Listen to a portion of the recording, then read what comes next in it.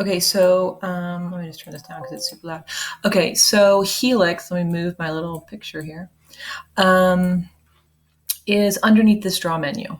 Okay, so if you select it, it looks like this. Okay, and essentially you have to pick the radius twice because, well, if you're doing this exercise because you want the spring to be consistent from top to bottom. Some things, like when you open up a battery case, you see that you have a smaller radius at the bottom and a larger radius at the top, or vice versa. So there is a reason to be able to pick the radius twice. So essentially what you'll do, and you have to remember that these are all changeable. So the first thing I'll do is pick my radius. So I'm just going to pick a radius of 2, enter.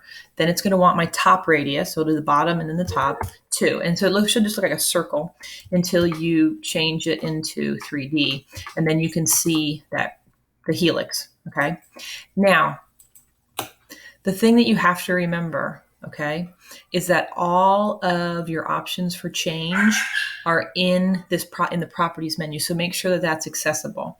So say I want my height to be 25. You can change it here. Say I want 8 turns. You can change it there. Whoops. Or maybe you can change it there. Oops, I'm not doing it right. Highlight the whole thing and change it. Okay. And then you can confirm that your base radius and your top radius are consistent. The other thing that you may want to look at is, do you want it to be clockwise or counterclockwise? Okay. So that is here.